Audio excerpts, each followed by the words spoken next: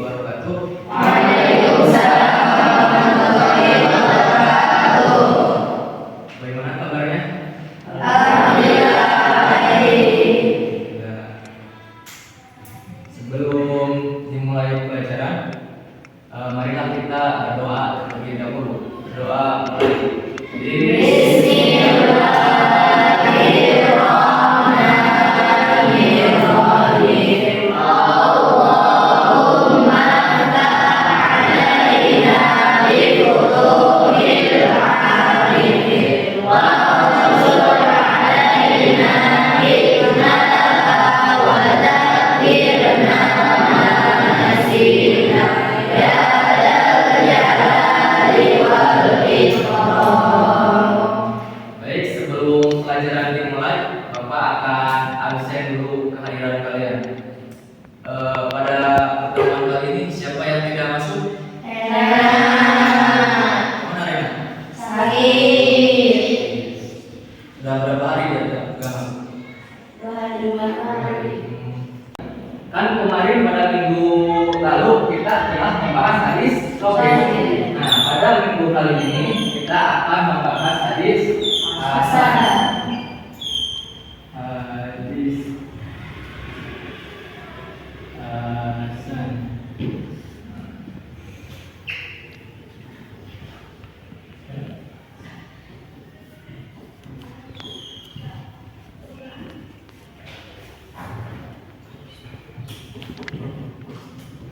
Nah,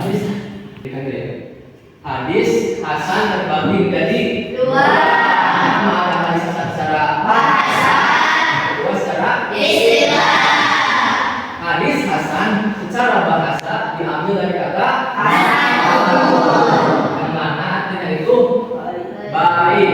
Nah, sedangkan hadis hasan secara istilah ialah wal hasanul ma'ruf buturun wa badat rijalul lapa sohidis taharoj, yang artinya hadis hasan adalah hadis yang diketahui jalan-jalannya dan rawinya itu, akan tetapi rawinya itu tidak semasyhur rawi hadis sahih. Itu yang dinamakan hadis hasan secara apa? Bapak ulangi lagi. Hadis hasan secara istilah adalah hadis yang Ketahui jalan-jalannya tapi tidak betul, hadis yang diketahui jalan-jalannya, akan tetapi rawinya itu tidak semasyhur rawi hadis sahih. Nah, di dalam hadis hasan juga memiliki syarat-syarat. Nah, jadi hadis itu bisa disebut hadis hasan bila apa? Bila memenuhi syarat sebagai berikut. Syarat hadis hasan.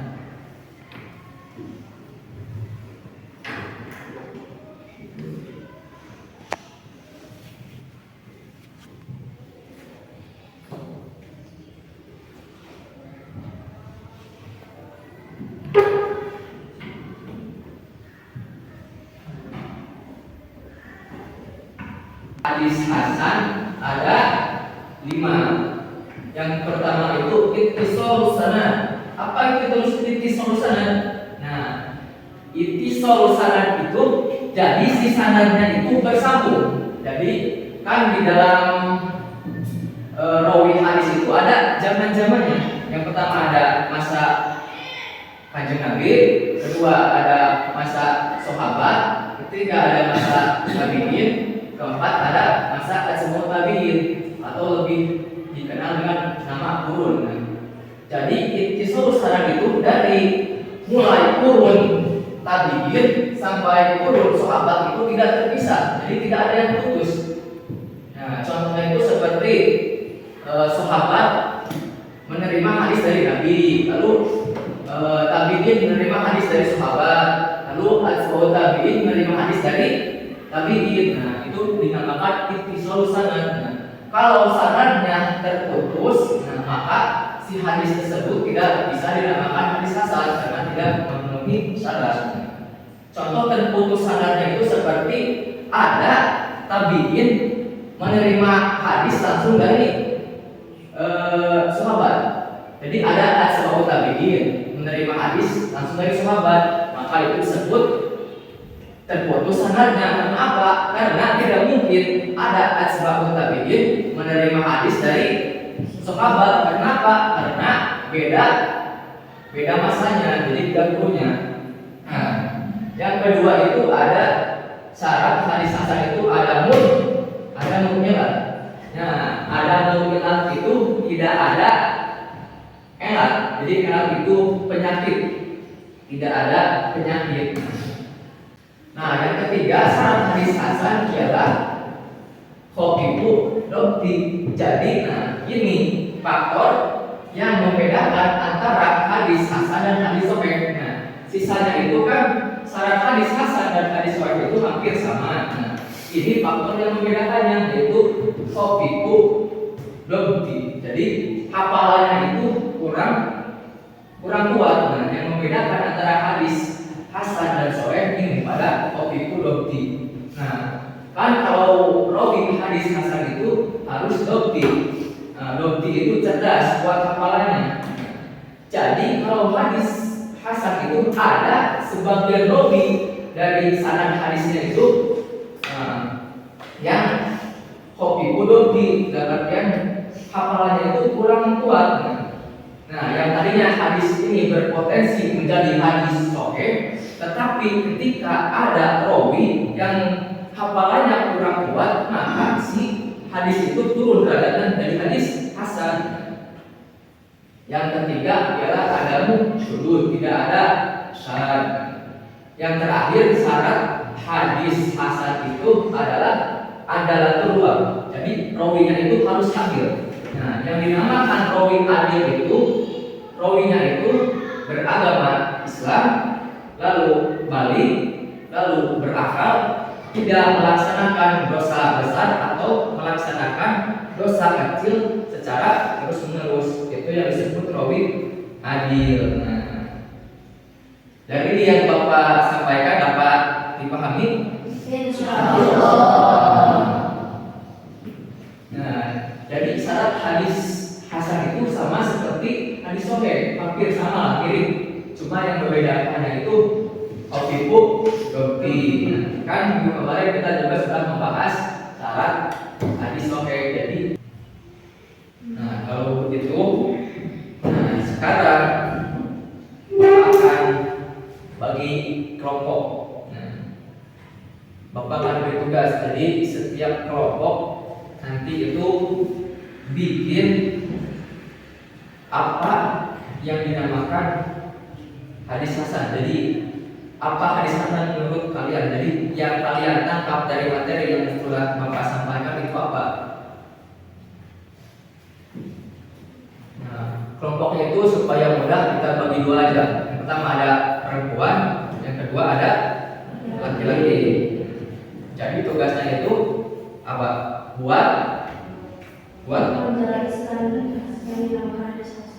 Jadi tugas itu jelaskan apa yang dinamakan hadis hasan.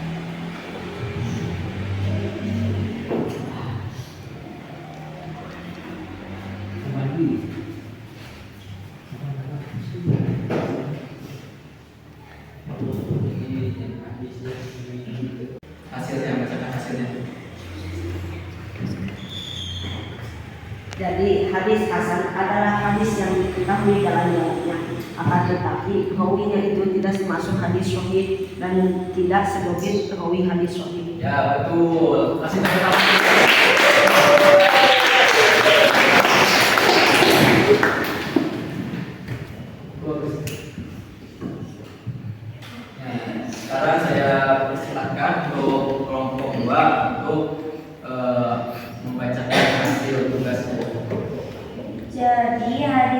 hasan adalah hadis yang baik yang diketahui jalan-jalannya, akan tetapi perawinya tidak semasuk perawi hadis sahih dan mempunyai syarat yang hampir sama dengan hadis sahih. Yang membedakannya adalah khafifud dhabti, yaitu perawi yang hafalannya kurang kuat. Ya, 100.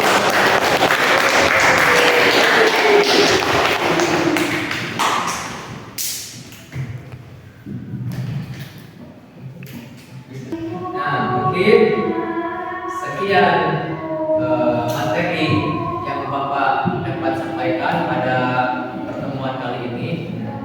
Untuk pertemuan minggu depan kita akan membahas hadis dhaif, yaitu bab yang terakhir dari hadis yang ditinjau dari segi sanadnya. Yang ketiga ialah hadis dhaif.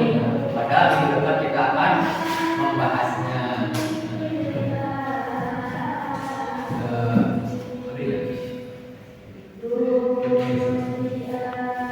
Nah, sebelum Bapak tutup pelajaran, Bapak akan tanya dulu kepada kalian, apa itu yang dinamakan hadis hasan secara bahasa?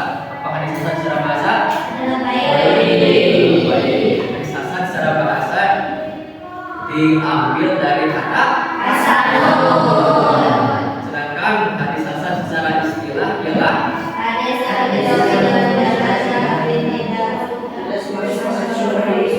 hadis yang diketahui jalan-jalannya, akan tetapi rawinya itu tidak termasuk hadis sahih. Dicukupkan sekian pertemuan pada siang hari ini. Sebelum kita pulang, alangkah baiknya kita berdoa terlebih dahulu.